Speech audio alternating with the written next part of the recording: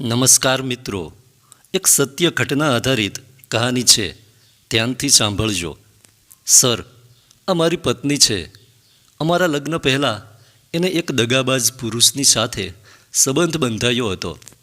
લગ્નનું વચન આપીને પેલા લંપટે આ છોકરીને પીંખી નાખી. પૂરા 5 વર્ષ સુધી એનું જાતીય શોષણ કર્યું. છેવટે આને ખબર પડી કે એનો ભાવિ પતિ તો ભૂતકાળમાં પરણી ચૂકેલો છે. એને તો પત્ની છે અને બાળકો પણ.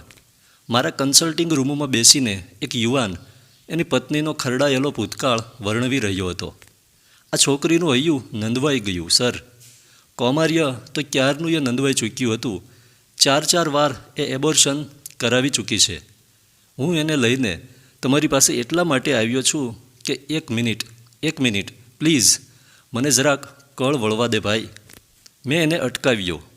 આ યુવતી જેના ભૂતકાળ વિશે તું આ બધું કહી રહ્યો છે, તે ખરેખર તારી પત્ની છે? Yes sir. એના ભૂતકાળ વિશે તને ક્યારે ખબર પડી? શરૂઆતથી જ અમારું લગ્ન થયું એની પહેલાં મને ખબર હતી. એણે જ મને કહ્યું, અને તો પણ તમે આનો સ્વીકાર કર્યો. હું એવા અસંખ્ય પુરુષોને જાણું છું જેમણે લગ્ન પૂર્વેના ઇન્ટરવ્યૂ વખતે સુંદર અને સુયોગ્ય યુવતીનો માત્ર એટલા માટે અસ્વીકાર કર્યો હોય કે એ છોકરીને કોલેજ કાળમાં કોઈ બોયફ્રેન્ડ હતો. વિજાતીય મૈત્રી પછી ભલેને તે સાવ નિર્દોષ હોય તો પણ આ દેશનો પુરુષ માફ કરી શકતો નથી. પત્નીના પર્સ સૂંઘતા, કબાટો ફંફોસતા અને ટેબલના ખાના તપાસતા ધણીઓ મને તો માણસને બદલે પોલિશ ડોગ બનવા માટે વધુ લાયક લાગે છે. અફસોસ, આપણે એમને કૂતરા કહી શકતા નથી. આવા જગતમાં, ભારત જેવા રૂઢિચુસ્ત દેશમાં તારા જેવો પુરુષ મેં આજે પહેલીવાર જોયો. મારું સ્ત્રી દાક્ષિણ્યભર્યું ભાષણ સાંભળીને એ હસ્યો. આવી લેક્ચરબાજી ઝાડવાથી સ્ત્રીઓનું કંઈ નહીં વળે સાહેબ. કોમેન્ટ્રી આપવાથી ક્રિકેટર નથી બની જવાતું. મેદાનની વચ્ચે ઊભા રહીને શોએબ અખ્તરના ઝંઝાવાતી દડાને બાઉન્ડ્રીની પેલે પાર મોકલી શકો તો જ તમે સચિન થઈ શકો. એક નિર્દોષ પ્રેમ ઘેલી કિશોરીને લગ્નની લોલીપોપ પકડાવીને બધી જ રીતે બરબાદ કરી મૂકનાર કોઈ મવાલીની ચુંગાલમાંથી છોડાવીને પછી અગ્નિની સાક્ષીએ એનો હાથ પકડવો એ જેવા તેવાનું કામ નથી સાહેબ. એના માટે 56ની છાતી જોઈએ. ધારી લે કે તે આની સાથે લગ્ન ન કર્યા હોત તો એણે આપઘાત કર્યો હોત. આ વધારાની વાત નથી. એક સાંજે એ મારી દુકાને વંદા મારવાની દવા લેવા આવી હતી. એ અમારી પ્રથમ મુલાકાત હતી. મેં મજાકમાં પૂછ્યું કે આ દવા વંદા માટે લઈ જાવ છો કે તમારા માટે? જવાબમાં પહેલાં એની આંખોમાં આંસુ ફૂટ્યા, પછી જીભ ઉપર શબ્દો. એ જ રાત્રે મેં નિર્ણય લઈ લીધો. બીજા દિવસે આર્ય સમાજમાં જઈને અમે પરણી ગયા. તારા પરિવારમાં કોઈએ વિરોધ ન કર્યો? કર્યો. મારા પિતાને મારા સહિત કુલ 4 દીકરાઓ છે. અમારે 4 દુકાનો અને એક મોટું મકાન છે. મારા પિતાએ સ્વ ઉપાર્જિત મિલકતમાંથી વારસદાર તરીકે મારું નામ રદ કરી નાખ્યું. ધંધામાંથી કાઢી મૂક્યો. ઘરમાં એક અલગ ઓરડી કાઢી આપી, એ પણ સમય આવીએ ખાલી કરી આપવાની શરતે.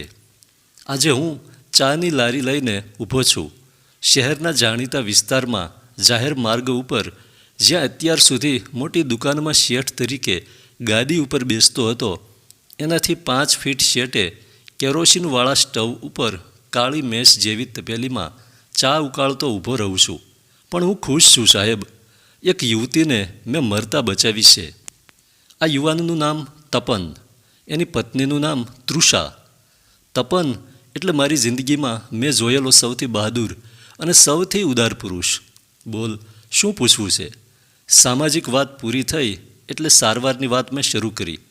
તપન એની તૃષાને લઈને મારી પાસે એટલા માટે આવ્યો હતો કારણ કે એ સગર્ભા હતી. હજુ તો સાવ શરૂઆતનો તબક્કો હતો, પણ તૃષાને સતત પેઢુનો દુખાવો રહ્યા કરતો હતો. 1-2 વાર એને રક્તસ્રાવના 2-4 ટીપાં પણ દેખાયા હતા. બંને જણા ગભરાયેલ જણાતા હતા. ઘરમાં કોઈ વડીલોનું માર્ગદર્શન મળવું અશક્ય હતું. અમે શું થશે એની ચિંતામાં મારી પાસે દોડી આવ્યા હતા. મેં તૃષાને તપાસી લીધી. પછી જરા પણ શબ્દો ચોર્યા વગર મેં વિજ્ઞાનને બોલવા દીધું. તમે આપેલી પૂર્વ માહિતી અને મેં કરેલી શારીરિક તપાસ, આ બંનેના આધારે હું એટલું કહીશ કે તૃષાની આ ગર્ભાવસ્થા પૂરા મહિના સુધી પહોંચવી ખૂબ જ મુશ્કેલ છે. વારંવારના એબોર્શન્સથી એનું ગર્ભાશયનું મુખ ઢીલું પડી ગયું છે. એ ઉપરાંત બીજી 2-3 મુશ્કેલીઓ પણ નડી શકે તેમ છે. એને સંપૂર્ણ આરામ, મોંઘી દવાઓ અને ખાસ પ્રકારના ઇન્જેક્શનો તેમજ રેગ્યુલર તબીબી માર્ગદર્શનની જરૂર પડશે. વારંવાર સોનોગ્રાફી જેવા પરીક્ષણો પણ કરાવતા રહેવું પડશે. તમે આ બધું કરી શકશો? તૃષાની નજર જમીન તરફ ઢળી ગઈ. જેનો પતિ ચાની લારી ચલાવતો હોય એ સ્ત્રી ઘરકામ માટે નોકર ક્યાંથી રાખી શકે? નોકર ન રાખે તો એ આરામ શી રીતે કરી શકે?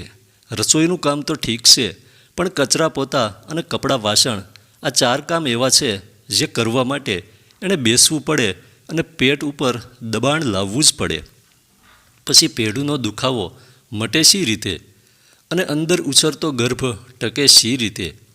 આ ઉપરાંત મોંઘી દવાઓ અને મોંઘા ઇન્જેક્શનો. કોઈ પણ માણસ વિચાર કરતો થઈ જાય. પણ તપને તત્ક્ષણ નિર્ણય લઈ લીધો. મને કહેવા લાગ્યો, અમે ગરીબ છીએ એટલે અમને મા બાપ બનવાનો હક નથી શું? તમે એટલું કેમ ન કરો? તૃષાની સારવાર તમારી રીતે શરૂ કરી દો. મારી પાસે હાલમાં 1 પણ પૈસો નથી, પણ મારું વચન છે કે ભવિષ્યમાં ધીમે ધીમે કરીને હું તમારું પૂરેપૂરું બિલ ચૂકવી આપીશ. ભાઈ, આવું કહીને અત્યાર સુધીમાં અસંખ્ય દર્દીઓ મારું મુંડન કરી ગયા છે. હવે હું એવા તબક્કે પહોંચી ગયો છું કે પ્રેસિડેન્ટ ઓબામા $1 ઉધાર રાખવાની માગણી કરે તો એ હું મિશેલની સારવાર ન કરી આપું. પણ તારી વાત હું સ્વીકારી લઉં છું. જે પુરુષ એક ચૂંથાઈ ગયેલી સ્ત્રીને પત્નીનો દરજ્જો આપી શકે છે એ મારા પૈસા ઓળવી જવાનું પાપ તો નહીં જ કરે. આટલું કહીને મેં પેન હાથમાં લીધી. પ્રિસ્ક્રિપ્શન પેપર ઉપર અક્ષરો પાડવાનું, સાચું કહું તો એક ન જન્મેલા બાળકને એનો જન્મવાનો અધિકાર આપવાનું પવિત્ર કાર્ય શરૂ કર્યું. અને એ સાથે જ ખર્ચના આંકડાનું મીટર પણ જોશભેર ઘૂમવાનું શરૂ થઈ ગયું. હું જાણતો હતો એક ક્ષણથી તૃષાની પ્રસૂતિ જે સંભવિત સિઝેરિયનમાં પરિણમી શકતી હતી ત્યાં સુધીનો ખર્ચ હજારો રૂપિયાનો ઝંગ હોઈ શકે, અને એ બધો ખર્ચ મારે જ ભોગવવાનો હતો. મેં હસીને તપનની સામે જોયું. મારી જિંદગીમાં એ પહેલો માણસ હતો જેના વચન ઉપર ભરોસો મૂકીને હું આટલું બધું જોખમ ખેડી રહ્યો હતો. તૃષાને 4થા મહિને ગર્ભાશયના મુખ ઉપર ટાંકો મારવો પડ્યો. માત્ર ઠંડકના ઇન્જેક્શનોની મૂળ કિંમત જે ભાવે ડૉક્ટરને મળે તે ગણું તો એ 3000 રૂપિયા થઈ જતા હતા. છેલ્લા 2 મહિના ભયંકર ગયા. અધૂરા માસે સુવાવડ ન થઈ જાય એ માટે તૃષાને મારા નર્સિંગ હોમમાં દાખલ કરવી પડી. સદભાગ્યે સુવાવડ નોર્મલ થઈ શકી. એ તમામ ખર્ચનો સરવાળો કરવા હું બેઠો ત્યારે આંકડો એટલો મોટો થતો હતો કે મારે એમાં 3 વાર કાંટછાંટ કરવી પડી. આખરે 5000 રૂપિયા ઉપર મેં મત્તું માર્યું. તપન અને તૃષા એમની દીકરીને લઈને વિદાય થયા. એ વાતને 5 વર્ષ વીતી ગયા. ન તપન દેખાયો ન તૃષા. મારા પૈસા દેખાવાનો તો પ્રશ્ન જ ક્યાં રહ્યો. તપને જે જગ્યા વર્ણવી હતી ત્યાંથી ક્યારેક મારે પસાર થવાનું બનતું હતું. મેં નજર ઘુમાવી. ચાની લારી ક્યાંય દેખાતી ન હતી. મને આટલી હદે છેતરી જનાર મારી જિંદગીમાં આ પહેલો પુરુષ હતો. હમણાં એક સંગીતના જલસામાં હાજરી આપીને ઘરે આવ્યો ત્યારે આયા બહેને મારા હાથમાં એક કવર મૂક્યું. અંદર 3000 રૂપિયા રોકડા હતા અને આ પત્ર. સાહેબ, આપ કદાચ મને ભૂલી ગયા હશો, પણ હું ન તો આપને ભૂલ્યો છું ન આપના કરજને. હાલ પૂરતા 3000 રૂપિયા આપી જાઉં છું. બાકીના 2000 ગમે ત્યારે ચૂકવી આપીશ. તૃષા મજામાં છે. સિલ્કીને ગઈ કાલે 7મું વર્ષ બેઠું. મેં બીજા વિસ્તારમાં ચાની કીટલી શરૂ કરી છે. મારા મા બાપે અમને ઘરમાંથી એ જ વખતે હાંકી કાઢેલા જે સમયે સિલ્કીનો જન્મ થયો હતો. ખૂબ હેરાન થયા પછી હવે અમે થોડા ઘણા સેટલ થયા છીએ. જ્યાં સુધી 2000 રૂપિયા ભેગા નહીં થાય ત્યાં સુધી હું આપને મારું મોં નહીં બતાવું.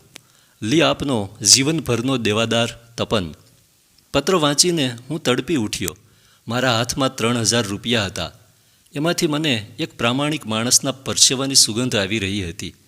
આ રૂપિયાની પાછળ સિલ્કીના નાસ્તા, ભણતર, દૂધ અને કપડાની અછત ડોકાતી હતી.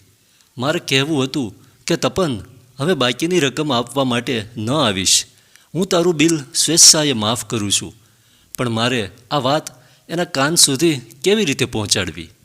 મિત્રો, તમને અનુરોધ કરું છું, જો કોઈ ચાની લારી ઉપર ગરીબીના અંચળા હેઠળ છુપાયેલો આ અમીર પુરુષ દેખાઈ જાય, જો એની આસપાસમાં ચીંથરામાં વીંટાયેલી એક રાજરાણી ઊભેલી હોય, જો આજુબાજુમાં એક 7 વર્ષની દીકરી રમતી હોય, તો એને એટલું કહેજો કે હવે પેટે પાટા બાંધીને 2000 બચાવવાની કોશિશ ન કરે.